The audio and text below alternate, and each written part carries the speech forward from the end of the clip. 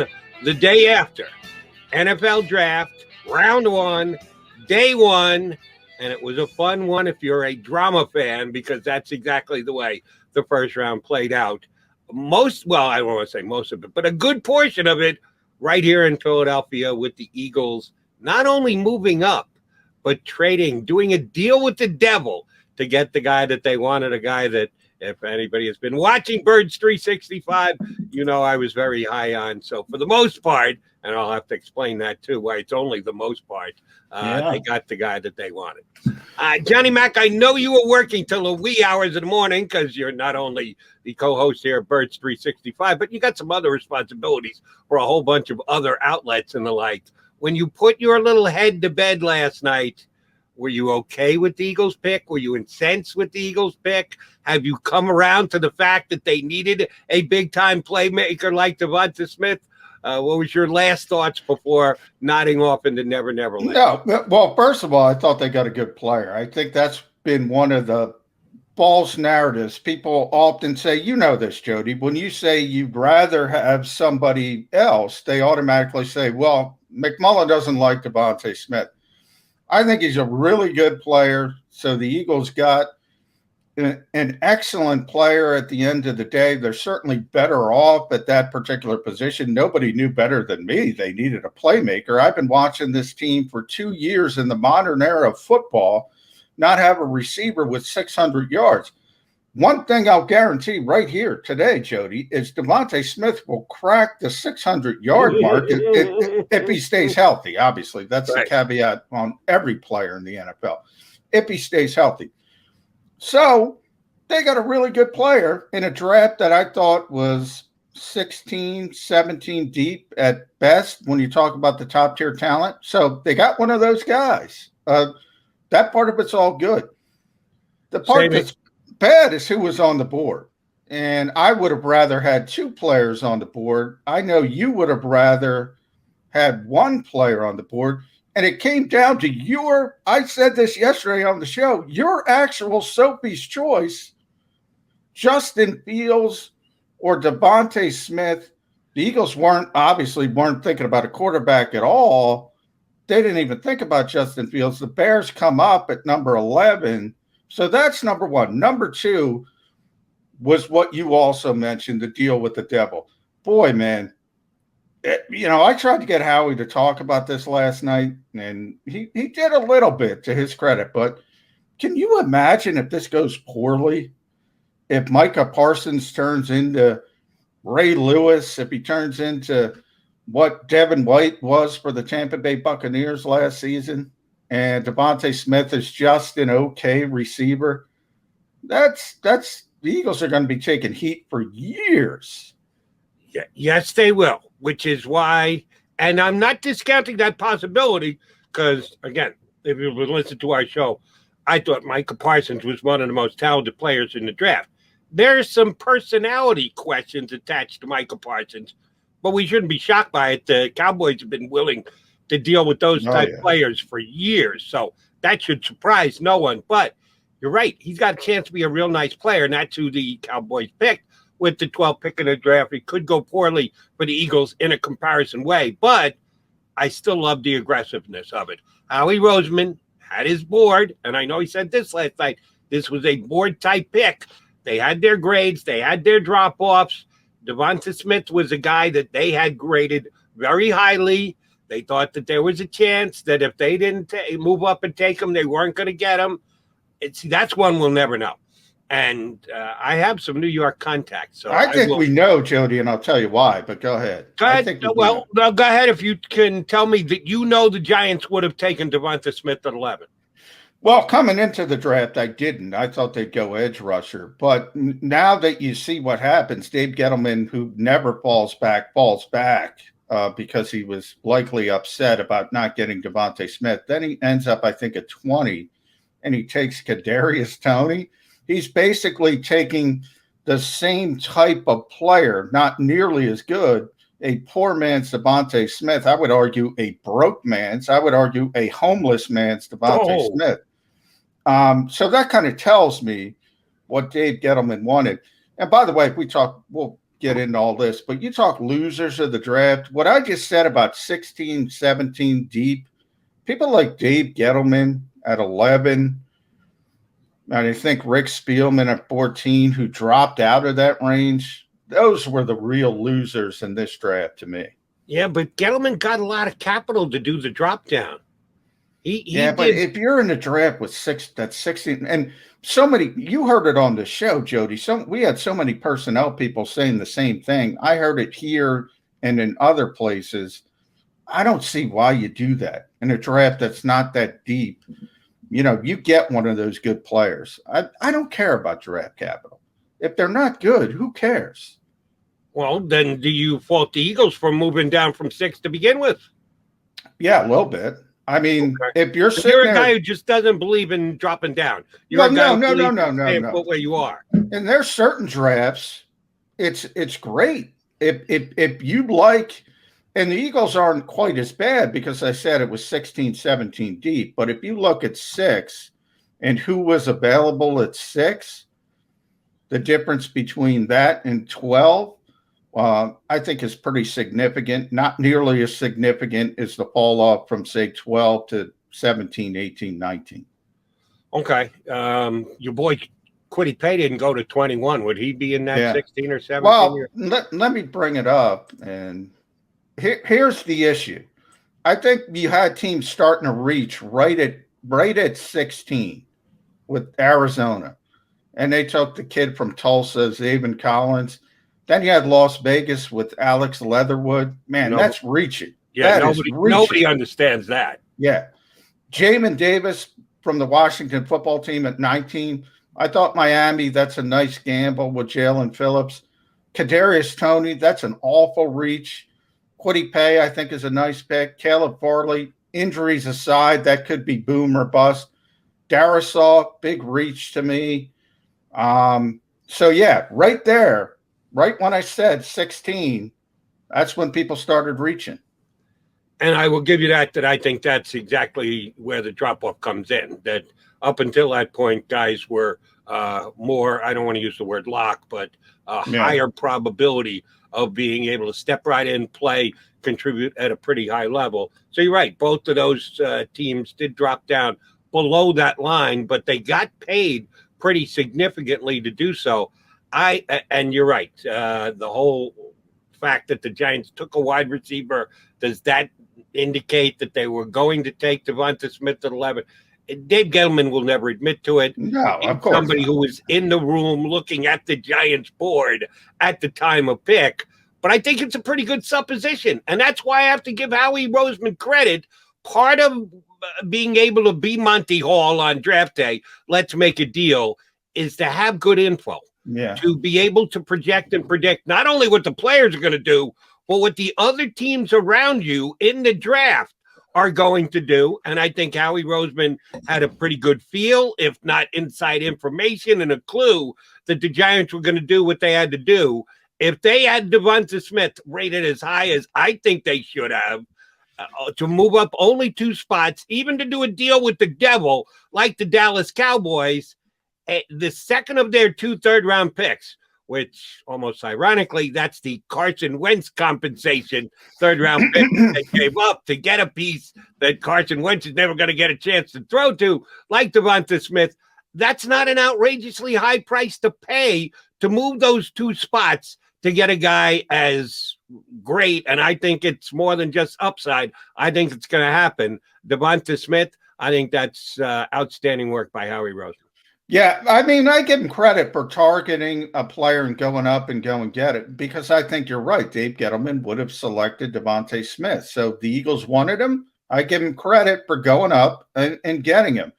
I think and I wrote about this, and it'll come out on phillyvoice.com sometime today, likely this morning.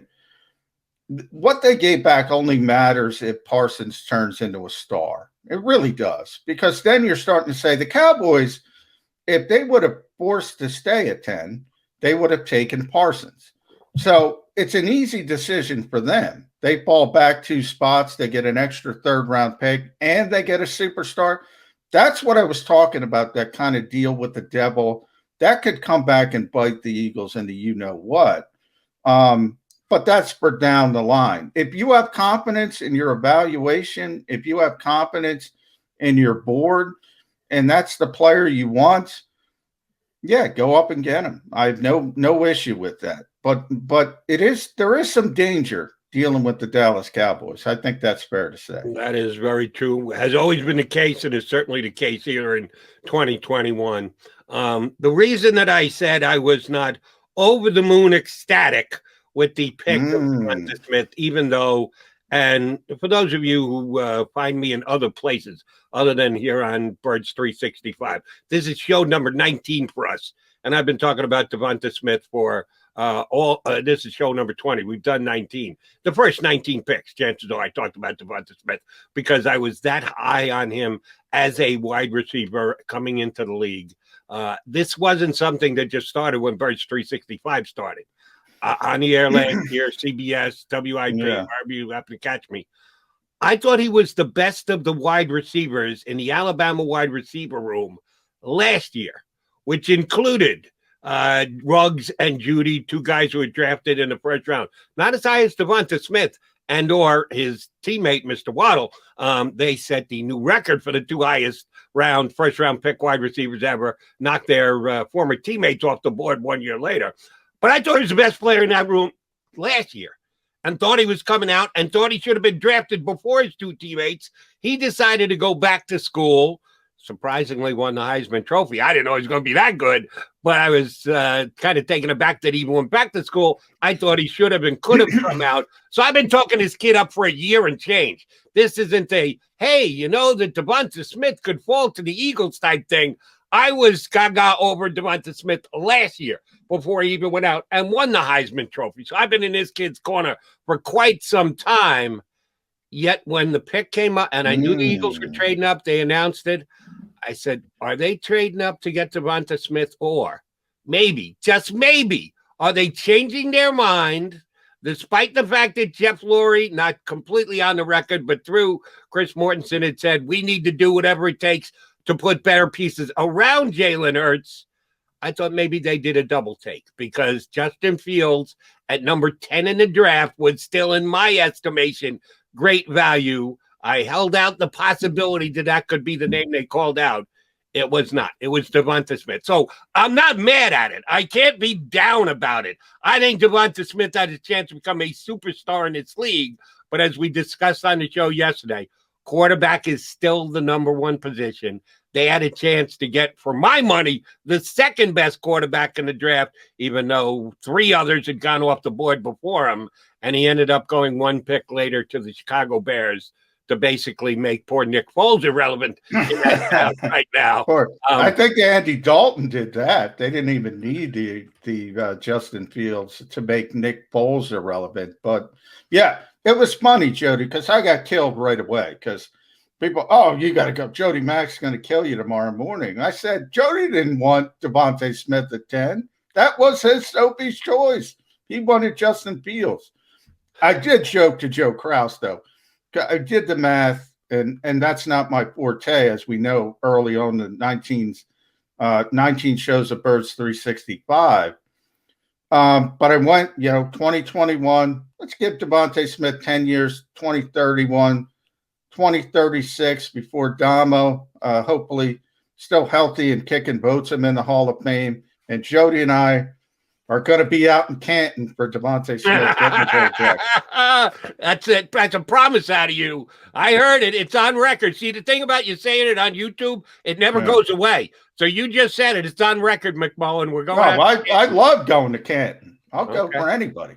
Well, neither one of us are going to be spring chickens at that time. But I might have a cane, but I'll be there. We'll suck it up and get it done, even if we have to drive out to Canton. It'll be a lengthy drive. I do think he's got a chance to be in that conversation. I'm not foolish enough, and you're doing it with tongue implanted in cheek, that he's going to be a Hall of Famer.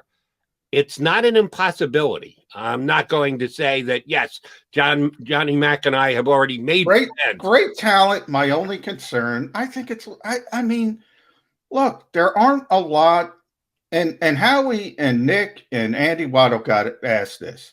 I think it was Zach Berman, so I'll give Zach the credit. There aren't a lot of examples of 166-pound guys having long careers in the NFL at the receiver position. Yes, I mean that I can't get over that hurdle. And when I look at the way Devonta Smith plays, he was a yak machine in Alabama. Like, he didn't run out of bounds. He tried to get the. That's not going to work in this league, Jody. Either get stronger, he gets more physical. I look at the most physical players in the history of the game. Cam Newton, a perfect example. Man, when Cam Newton was at the height of his career, he was just beating people up. He was a linebacker playing quarterback. He was running, lead draws from the quarterback position. And then all of a sudden it was done. He was physically shot. It happens to everybody, even the most physical, strong guys. If you take punishment in this league, you're going to get hurt. Zach Ertz always tells me the injury rate in this league is 100%. 100%. Understood, but it's 100% for every position on the football field. It's not just the wide receiver position. If anything, the wide receiver position is less possible to get hurt than it used to be because, to use your favorite word, they have legislated a big chunk of that out of the game. So Devonta Smith has a better chance of staying healthy than receivers 2 years ago, 5 years ago, 12 years ago, and 20 years ago, which you're using as a template to decide whether a 166-pound guy can stay healthy. Well, maybe not in the NFL in the 90s or the 80s, but we're not talking about the 90s or 80s anymore. We're talking about the 2020s. But we still don't have an example. So there is some uncertainty. Like I just talked about long term. And look, maybe it's a 2-year window. Maybe it's a 3-year window. Maybe it's a 4-year window. But if we're talking 10-year window, I got to see it. I got to see it to believe it. Well, if they hadn't taken Devonta Smith, they would have taken another player. And how do we know that player is going to be? Yeah, sure. Everybody gets hurt. And that's why I bring up Cam Newton. But the thing about somebody like Cam Newton is he was hurt and banged up in really difficult straits before anybody knew about it. But he was so big and so powerful, he played through it longer than most people could. That's sort of what I'm trying to say. Everybody gets banged up in this league, but some people are more equipped to handle it than others. I think that's common sense. And let me say this about Devonta Smith and Yak, as you correctly touched on. He got a lot of it when he was at Alabama. The guy who I think personified it and did it better than anyone in the history of the National Football League was Emmitt Smith. And I'm comparing apples and oranges here, a wide receiver and a running back, but you'll get my point.